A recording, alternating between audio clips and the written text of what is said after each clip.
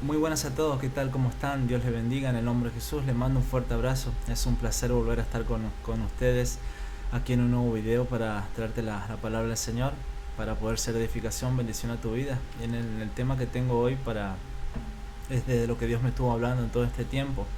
Y es de cómo el Señor, desde que nacemos hasta que morimos, Dios se encarga de poner las personas adecuadas, Dios se encarga de nuestra crianza, Dios se encarga de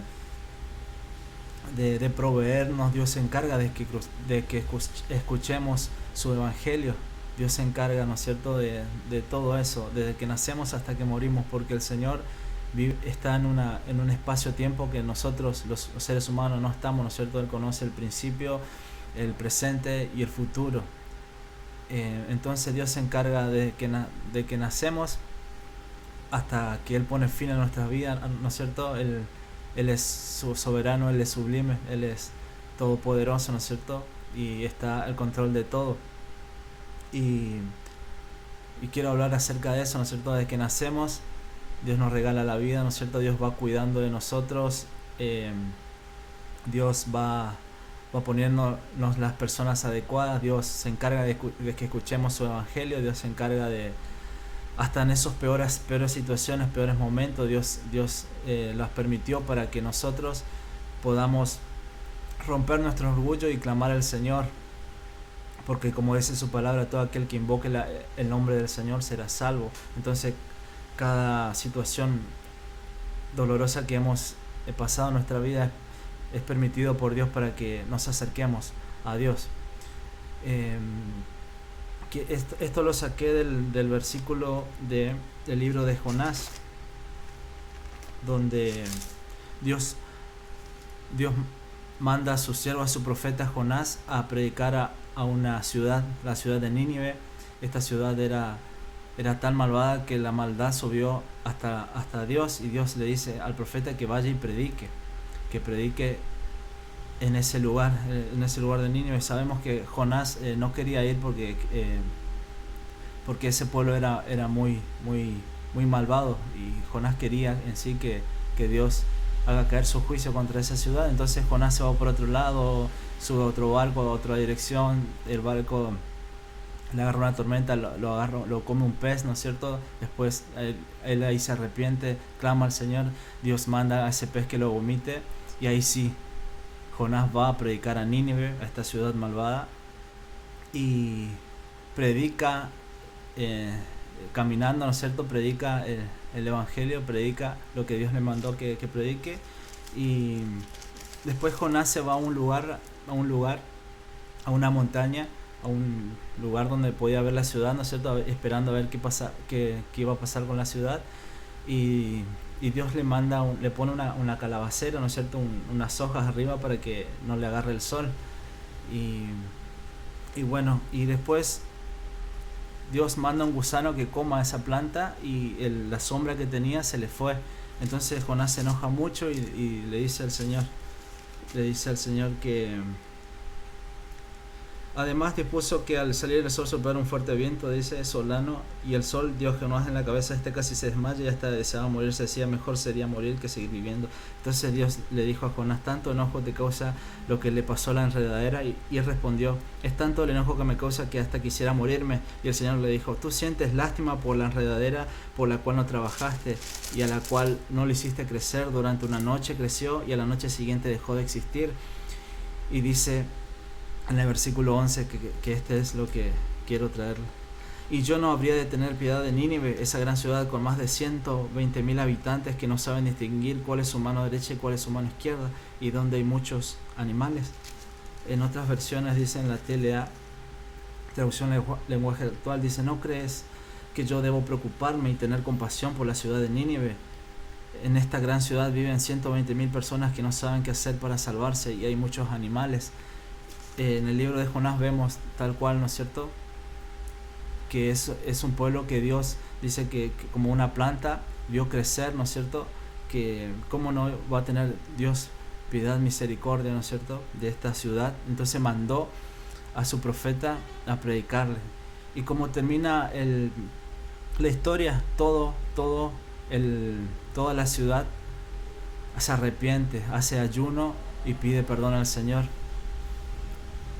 Entonces Dios cambió su parecer y perdona a toda la ciudad de Nínive. Entonces en sí eso es el Evangelio, ¿no es cierto? Que tú conozcas, que Dios se encarga de que tú escuches el Evangelio, ¿no es cierto? Y cada situación, por más difícil que sea, Dios la permite para que rompas ese orgullo, quebrantes ese corazón y clames por el Señor. Porque todo lo que nos separa, que separa al hombre del Señor, es el orgullo, lo veremos más adelante, y ese orgullo es que tenemos que deshacernos de orgullo y clamar al Señor por su perdón, creer en el Evangelio del Señor Jesucristo, para así podemos ser salvos. En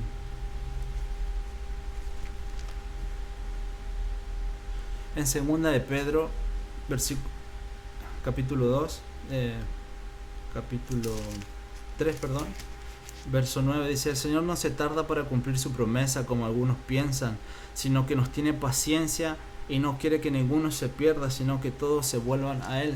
Vemos claro que el Señor todos los días, cada día que respiras, cada vez que puedas disfrutar de un hermoso día, que puedas disfrutar de tu familia, es porque Dios así en su enorme misericordia lo ha permitido, ¿no es cierto? Y de alguna u otra forma Dios honra la vida de cada uno aquí, y es porque quiere que te arrepientas, como dice, que procedas al arrepentimiento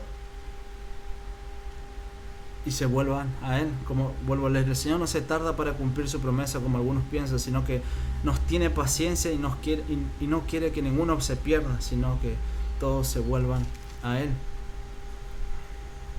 Dios es paciente, ¿no es cierto? Espera que nosotros nos arrepintamos y volvamos a Él, pero es un límite, ¿no es cierto? Que no podemos permitirnos jugar con ese límite.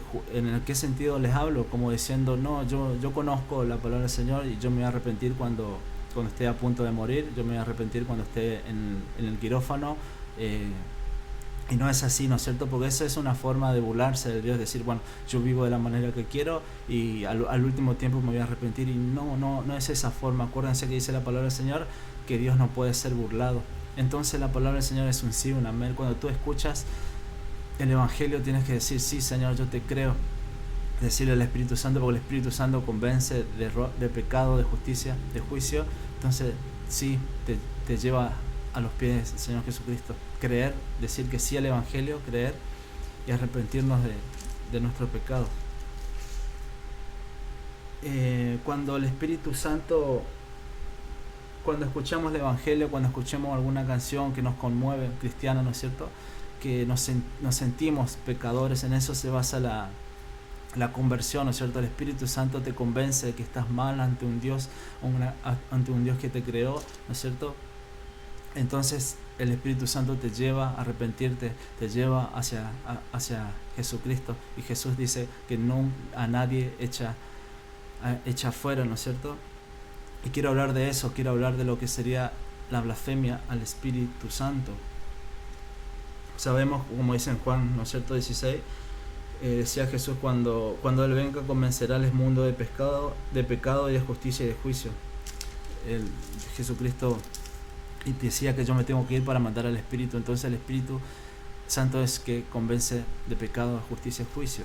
Dice en Marcos, el Señor Jesucristo decía en Marcos 3, versículo 28, dice: de cierto os digo que a todos ustedes se le perdonará todo pecado y toda blasfemia, pero el que blasfema contra el Espíritu Santo jamás será perdonado, sino que será culpable de un pecado eterno. En otras versiones dice: a que blasfema contra el Espíritu Santo no será perdonado ni en esta vida, ni en la otra, ni en la venidera. No será perdonado. ¿A qué viene esto? Cuando el Espíritu Santo, escuchas el Evangelio, el Espíritu Santo te convence que estás mal, el Espíritu Santo te hace ver tu condición como humano y que necesitas un Salvador, y aún así le dices, no creo, aún así le dices, estás mintiendo, aún así decides no creer todo lo que dice la Biblia, la palabra del Señor, aún así decides endurecer tu corazón. Eso es blasfemar contra el Espíritu Santo. Por eso es que dice que no tendremos perdón aquí. ¿Por qué? Porque Dios solamente no puede perdonar viendo la justicia de su Hijo Jesucristo a nosotros, porque todos somos pecadores. Entonces tú le dices que no al Espíritu Santo, Dios no puede perdonarte ni aquí ni en la otra vida. En eso consiste la blasfemia contra el Espíritu Santo. Y creo que prestes atención que dice también, de cierto digo que a todos ustedes que se le perdonará todo pecado y toda blasfemia. ¿Quién no ha blasfemado contra Dios cuando nosotros hemos mentido, nos hemos emborrachado, hemos ofendido al Señor, hemos blasfemado contra el Señor? Entonces todos hemos de alguna u otra forma blasfemado contra el Señor.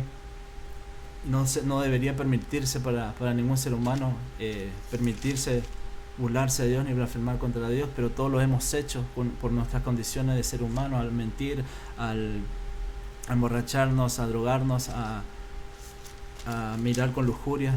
Eso es blasfemar contra el Señor. Pero quiero que entiendas que de cierto les digo, dice que a todos ustedes se les perdonará todo pecado y toda blasfemia.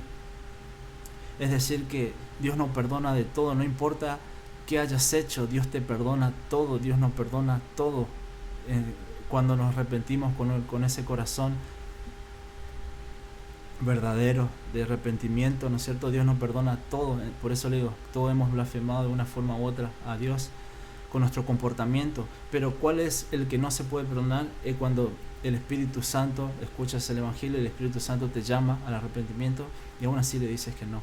Aún así, por eso es que dice que no serás perdonado ni en esta vida ni en la otra. Porque está constituido para el hombre que muera una sola vez, después es el juicio. Entonces no eres perdonado aquí, porque aquí es donde se recibe la salvación. Aquí es tú donde escuchas el Evangelio y tienes que decir, sí, amén, yo creo, me arrepiento y creo, Señor, en ti. Es la forma de ser salvos, ¿no es cierto? En eso consiste la blasfemia contra el Espíritu Santo. También la predestinación. Mucho tiempo le pregunté al Señor por qué Él tiene algunos elegidos, por qué a muchas personas se le predica y nunca dicen que sí al Evangelio, nunca lo creen, nunca se convierten, nunca van a la iglesia. Yo le decía, ¿es en serio que tú ya tienes tus escogidos desde antes de la creación del mundo, como dicen en Efesios?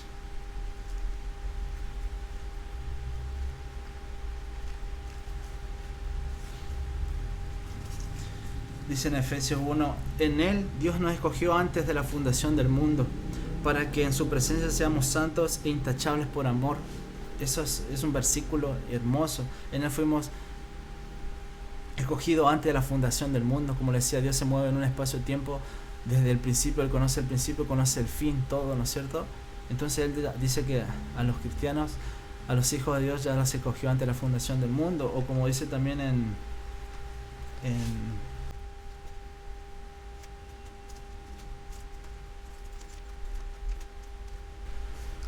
Ezequiel, ahí un versículo que no me estoy acordando de dónde viene, que habla de la predestinación, donde dice, del vientre de tu madre te escogí y te puse como profeta a las naciones, ¿no es cierto? Desde el vientre de nuestra madre ya. Entonces yo le preguntaba al Señor, perdón si me fui un poco del tema, yo le preguntaba al Señor, ¿por qué es en serio que tú tienes a tus escogidos ya del principio del mundo? Solamente estos versículos donde dice desde antes de la fundación del mundo te escogí, desde el vientre de tu madre te escogí. Eso habla solamente esos versículos se cumplen para aquellos que se han arrepentido de sus pecados y han creído en el Evangelio, aquellos que son hijos de Dios. Solamente en ellos se cumple estos versículos. Entonces ese tema de la predestinación solo se cumple los que están en Cristo. Aquellos que no están en Cristo, esto no se cumple. Entonces, si bien dice la palabra del Señor que no es aquel del que se apura ni del que corre, sino que es de Dios. Dios es el que te lleva al arrepentimiento. Pero estoy de acuerdo también con otros pastores que dicen que también está en uno, ¿no es cierto? También tiene que dar la parte, uno tiene que dar lo suyo, ¿no es cierto? Uno tiene que moverse, buscar al Señor, y Dios ve ese corazón, porque dice que Dios ve y pesa todos nuestros corazones.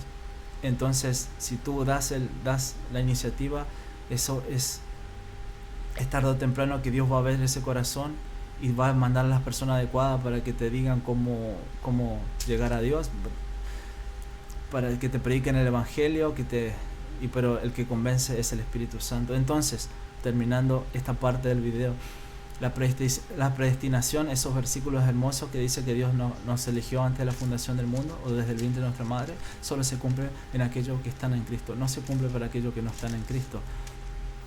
Y es tan hermoso cuando tú aceptas al Señor, que el Espíritu mismo viene y te hace sentir hijo y te hace sentir que todas esas promesas son para ti. Es lo más maravilloso que nos puede pasar. Entonces el Señor pesa nuestro corazón en todo tiempo. Por eso es de que uno tiene que buscar al Señor también. Dicen en Proverbios 21:2, dice: el hombre cree que todo camino es recto, pero el Señor pondera los corazones. En otra versión le dice que pesa los corazones. El hombre cree que todos sus caminos son rectos, pero Dios pesa los corazones. Es decir, Dios sabe todo en tu intimidad, Dios sabe todo en esos pensamientos donde estás más solo. Dios conoce si haces alguna cosa, Dios conoce la intención verdadera de tu corazón, por qué las haces. Dios pesa los corazones. Proverbios 24:12 dice: tal vez diga, esto no lo sabíamos, pero lo sabe el que pesa los corazones, dice. Entonces Dios conoce todas las intenciones de nuestros corazones, de todos, en todo momento, en cada segundo. Entonces Dios está pesando nuestro corazón. Si nosotros realmente tenemos eso de buscar a Dios, conozco muchas personas que realmente buscan a Dios, pero conocen malas doctrinas, malas enseñanzas,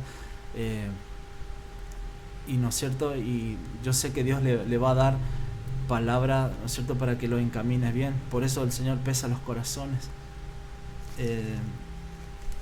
Pesa como lo hizo a Belsasar también, este hombre que quedó al reinado de Babilonia, después de que su padre, que era Nabucodonosor, se había enorgullecido tanto, dijo: este reino lo creé, yo lo creo en mis manos. No había reconocido que todo viene de Dios. Entonces Dios lo convirtió en una bestia, ¿no es cierto?, por su orgullo. Pero después Dios lo sanó y él reconoció que de Dios viene todas las cosas. Y bueno, había quedado Belsasar, eso era el libro de Daniel.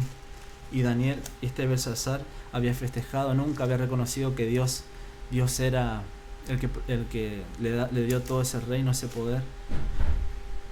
Entonces Dios, mientras él festejaba y tomaba vino con los utensilios que había sacado de Jerusalén, viene una mano y escribe, que era la mano de Dios que escribe, y él estaba muerto de miedo, y le manda a Daniel, que estaba todavía Daniel, que había descifrado los sueños de Nabucodonosor, de su padre.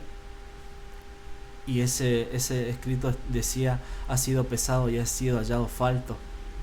Y después toman Babilonia, los medo-persas, y este rey muere, ¿no es cierto? Dios está pesando todos nuestros corazones, hasta que él dice: bueno,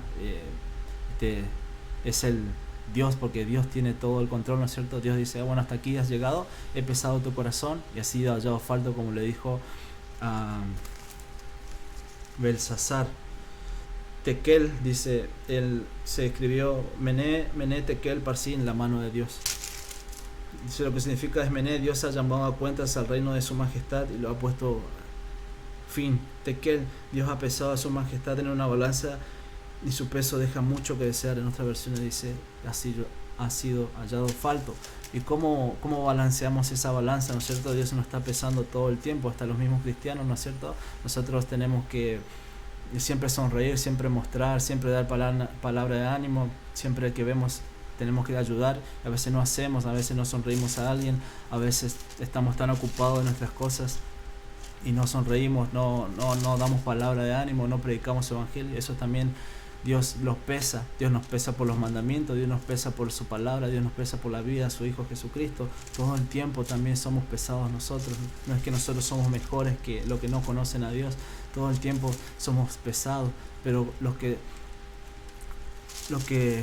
tenemos, lo que nos ha dado Dios es su Espíritu, ¿no es cierto? Cuando su Espíritu, dice que su Espíritu nos hace estar confiados para aquel día en que estemos frente a frente al Señor.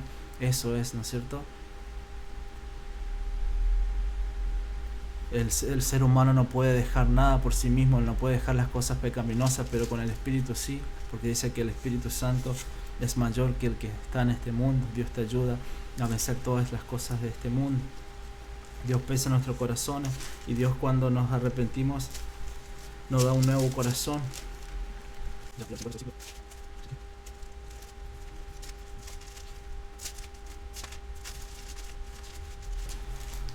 Bueno, no lo encuentro ahora, pero dice que el Señor dice: y os daré un nuevo corazón, os daré un nuevo corazón y pondré mi espíritu, ¿no es cierto? Cuando nacemos de nuevo, Dios nos da un nuevo corazón y nos da su espíritu, ¿no es cierto? Porque nuestro corazón vienen todas las cosas malas, ¿no es cierto? Todos somos pecadores porque descendemos de Adán y Eva, y nuestro corazón salen todas las... Dice que dice el Señor Jesucristo, pero porque del corazón salen los malos deseos, los homicidios, los adulterios, las fornicaciones, los robos, los falsos testimonios y la blasfemia. Y nuestro corazón está malo de por sí. Dice que es engañoso, es perverso. Entonces nuestro corazón debe estar a cuenta con el Señor. Nuestro corazón debe ser cambiado por el Señor. Debemos arrepentirnos. Y nuestro corazón tiene que estar a cuenta con el Señor todo el tiempo.